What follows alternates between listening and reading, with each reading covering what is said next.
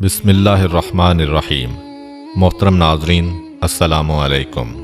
آج کی ویڈیو حضرت عیسیٰ علیہ السلام کے معجزات اور نصیحتوں پر مبنی مختلف واقعات پر مشتمل ہے۔ حضرت عیسیٰ علیہ السلام نے 30 سال کی عمر میں رسمی طور پر لوگوں کے سامنے اپنی رسالت کا اعلان کیا۔ چونکہ جو بھی رسول آیا اس نے معجزات کے ذریعے اپنی رسالت کو ثابت کیا، لہٰذا حضرت عیسیٰ علیہ السلام نے بنی اسرائیل سے کہا، میں تمہارے پاس تمہارے پروردگار کی نشانیاں لے کر آیا ہوں۔ اس کے بعد اپنے 5 معجزات بیان کرتے ہوئے کہا، میں مٹی سے پرندے کی شکل بناؤں گا اور اس میں کچھ دم کر دوں گا تو وہ حکم خدا سے پرندہ بن جائے گا۔ میں پیدائشی اندھے کو بینائی دوں گا۔ میں برس کے مریض کا علاج کروں گا۔ حکم خدا سے مردوں کو زندہ کروں گا۔ تمہیں اس بات کی خبر دوں گا کہ تم کیا کھاتے ہو اور گھر میں کیا ذخیرہ کرتے ہو۔ یقیناً ان سب میں تمہارے لیے نشانیاں ہیں اگر تم صاحب ایمان ہو۔ اللہ میرا اور تمہارا دونوں کا رب ہے، لہٰذا اس کی عبادت کرو کہ یہی صراط مستقیم ہے۔ کچھ لوگ حضرت عیسیٰ علیہ السلام پر ایمان لے آئے اور کچھ لوگوں نے ان کا انکار کیا اور ان کے معجزات کو سحر و جادو سے تعبیر کیا۔ لیکن حضرت عیسیٰ علیہ السلام مسلسل لوگوں کو دعوت توحید دیتے رہے اور انہیں پند و نصیحت کے ذریعے راہ حق کی طرف ہدایت کرتے رہے۔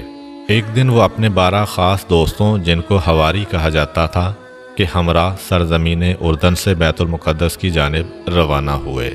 دوران سفر انہوں نے جو بھی اندھا اور اپاہج دیکھا اسے اذن خدا سے شفا دی۔ انہوں نے یوں لوگوں کو خدا کی نشانیاں دکھائیں، بت پرستی و انحرافات سے روکا اور خداوند عظیم کی طرف رہنمائی کی۔ حضرت عیسیٰ علیہ السلام کے حواری 12 افراد تھے جو ان کے خاص الخاص دوست تھے اور ان کے ساتھ مخلص تھے، سوائے ایک کے۔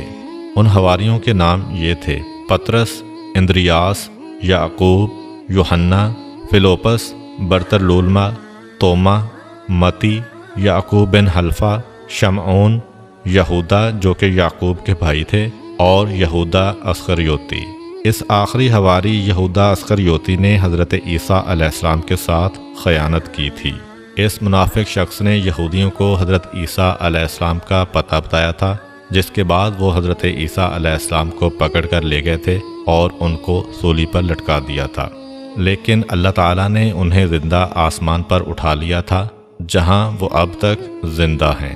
یہ حواری اگرچہ حضرت عیسیٰ علیہ السلام پر ایمان لے آئے تھے، لیکن یہ لوگ حضرت عیسیٰ علیہ السلام سے آسمانی معجزہ دیکھ کر اپنے دل کو یقین سے سرشار کرنا چاہتے تھے۔ لہٰذا ایک دفعہ انہوں نے حضرت عیسیٰ علیہ السلام کی خدمت میں عرض کیا، کیا آپ کا پروردگار ہمارے لیے آسمانی دسترخوان مہیا کر سکتا ہے؟ ان کے اس مطالبے نے جو شک و شبہ کی بو دے رہا تھا، حضرت عیسیٰ علیہ السلام کو پریشان کر دیا۔ آپ علیہ السلام نے انہیں تنبیہ کرتے ہوئے فرمایا، اگر تم لوگ ایمان لائے ہو تو خدا سے ڈرو۔ حواریوں نے کہا، ہم چاہتے ہیں کہ اس غذا سے کھائیں تاکہ ہمارے دل اطمینان و یقین سے سرشار ہوں اور اچھی طرح جان لیں کہ آپ علیہ السلام نے جو کچھ کہا ہے وہ سچ ہے، تاکہ اس پر گواہی دیں۔ جب حضرت عیسیٰ علیہ السلام ان کے حسن نیت سے آگاہ ہو گئے تو خدا کی بارگاہ میں عرض کیا، خدایا ہمارے لیے آسمانی دسترخوان نازل فرما کہ ہمارے اول و آخر کے لیے عید ہو جائے اور آپ کی طرف سے ایک نشانی شمار ہو۔ ہمیں روزی عطا فرما، تو بہترین روزی دینے والا ہے۔ خداوند متعال نے حضرت عیسیٰ علیہ السلام پر وحی نازل فرمائی، میں آپ کے لیے ایسا ہی دسترخوان بھیجتا ہوں، لیکن یہ بات یاد رکھ لیں کہ دسترخوان نازل ہونے کے بعد آپ کی ذمہ داری بڑھ جائے گی۔ اس کے بعد تم میں سے جو بھی انکار کرے گا اس پر ایسا عذاب نازل کروں گا کہ عالمین میں سے کسی پر نہیں کیا ہوگا۔ دسترخوان نازل ہوا، اس کے اندر کچھ روٹیاں اور مچھلیاں تھیں۔ چونکہ وہ بروز اتوار نازل ہوا، لہٰذا انہوں نے اس روز کو روز عید قرار دیا۔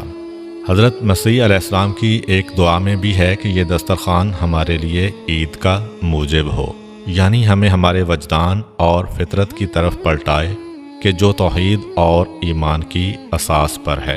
روایت ہے کہ متعدد بار دسترخوان نازل ہونے کے بعد اللہ تعالیٰ نے حضرت عیسیٰ علیہ السلام پر وحی نازل کی کہ آسمانی دسترخوان فقراء کے لیے بچھائیں نہ کہ عمراء کے لیے۔ جناب عیسیٰ علیہ السلام نے ایسا ہی کیا۔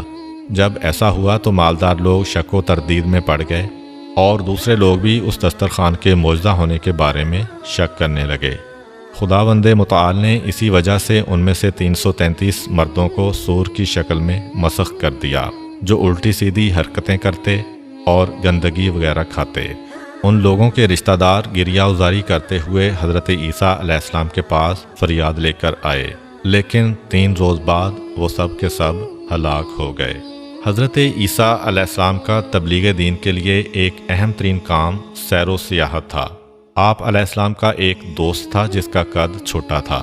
وہ ہمیشہ آپ علیہ السلام کے ساتھ نظر آتا تھا۔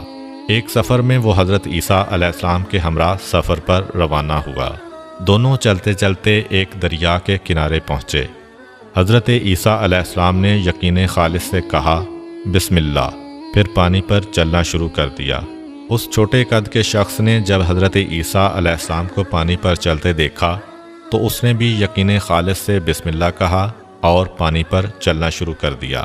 وہ چلتے چلتے جب حضرت عیسیٰ علیہ السلام تک پہنچا تو خود پسندی کے جال میں پھنس گیا اور اپنے آپ سے کہنے لگا، یہ عیسیٰ روح اللہ ہیں جو پانی پر چل رہے ہیں اور میں بھی پانی پر چل رہا ہوں۔ فما فضلہ علیہ، پس انہیں مجھ پر کیا فضیلت حاصل ہے۔ اسی لمحہ اس کے پاؤں بے قرار ہوئے اور پانی میں غرق ہونا شروع ہو گیا۔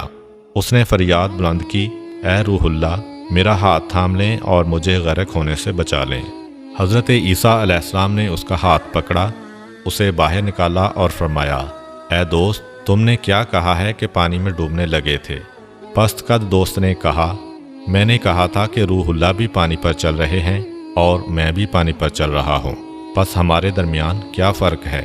یعنی مجھے خود پسندی نے اپنے نرغے میں لے لیا تھا، جس کی سزا مجھے مل گئی ہے۔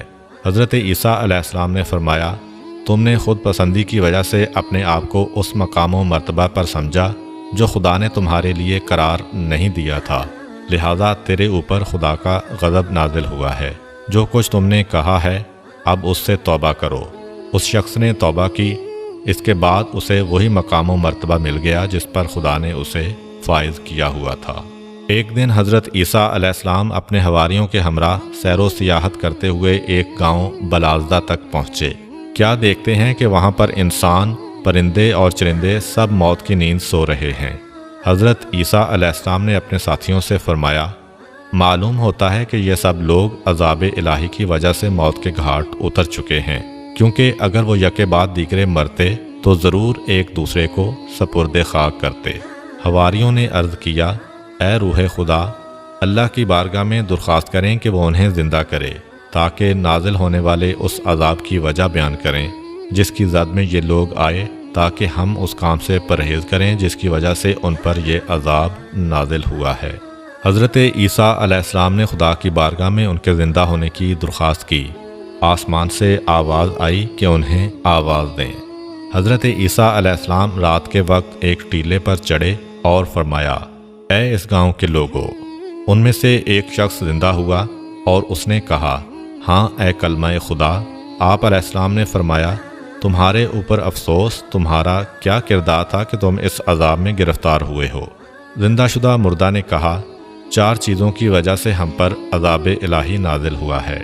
طاغوت یعنی گمراہی کی پرستش، خدا سے کم خوفی اور دنیا سے دل وابستگی، لمبی چوڑی آرزوئیں اور دنیا کے کھیل کود۔ حضرت عیسیٰ علیہ السلام نے پوچھا، تمہارا دل دنیا سے کس قدر وابستہ تھا؟ زندہ شدہ مردہ نے کہا، جس قدر ماں کو اپنے بیٹے سے محبت ہوتی ہے۔ جس وقت دنیا ہماری طرف رخ کرتی ہے ہم خوشحال ہوتے ہیں، اور جب پشت کر دیتی ہے تو ہم گریہ ازاری کرتے ہیں اور غمزدہ ہو جاتے ہیں۔ حضرت عیسیٰ علیہ السلام نے پوچھا، تم لوگ طاغوت کی کیسے پرستش کرتے تھے؟ زندہ شدہ مردہ نے کہا، ہم گناہ گاروں کی اطاعت و پیروی کرتے تھے۔ حضرت عیسیٰ علیہ السلام نے پوچھا، تمہارے کام کی عاقبت کیسے انجام پذیر ہوئی؟ زندہ شدہ مردہ نے کہا، ہم رات میں خوشی خوشی سوئے تھے اور اس کی صبح کو حاویہ میں تھے۔ حضرت عیسیٰ علیہ السلام نے پوچھا، حاویہ کیا ہے؟ زندہ شدہ مردہ نے کہا، حاویہ سجین ہے۔ حضرت عیسیٰ علیہ السلام نے پوچھا سجین کیا ہے؟ زندہ شدہ مردہ نے کہا آگ سے پگھلے ہوئے پہاڑ ہیں جو تا قیام قیامت ہمارے اوپر بڑکتے رہیں گے۔ حضرت عیسیٰ علیہ السلام نے پوچھا جس وقت تم لوگ ہلاک ہوئے تھے تم نے کیا کہا تھا اور اللہ تعالیٰ کے فرشتوں نے تمہیں کیا کہا تھا؟ زندہ شدہ مردہ نے کہا ہم نے کہا تھا کہ ہمیں دنیا کی طرف پلٹا دو کہ وہاں پر نیک کام انجام دیں اور زاہد و پارسا بن جائیں، تو ہمیں جواب دیا گیا کہ تم جھوٹ بولتے ہو۔ حضرت عیسیٰ علیہ السلام نے فرمایا آپ کے حال پر افسوس، کیا ہوا ہے کہ ان ہلاک ہونے والوں میں سے تمہارے علاوہ میرے ساتھ کسی اور نے گفتگو نہیں کی ہے؟ زندہ شدہ مردہ نے کہا اے روح خدا، ان سب کے منہ آگ سے بند کیے ہوئے ہیں اور وہ سب کریہ المنظر فرشتوں کے ہاتھوں گرفتار ہیں۔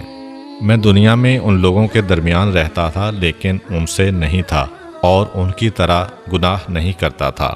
جب عمومی عذاب آیا تو میں بھی اس میں گرفتار ہو گیا تھا۔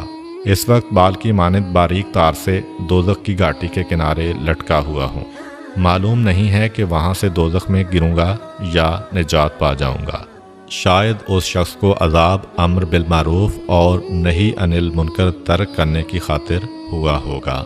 حضرت عیسیٰ علیہ السلام نے اپنے حواریوں کی طرف متوجہ ہو کر فرمایا اے خدا کے دوستو، دیے ہوئے نمک سے خشک روٹی کھانا اور لکڑی کے ریزوں پر سونا بہت اچھا ہے اگر وہ دنیا و آخرت کی سلامتی کے ہمراہ ہو۔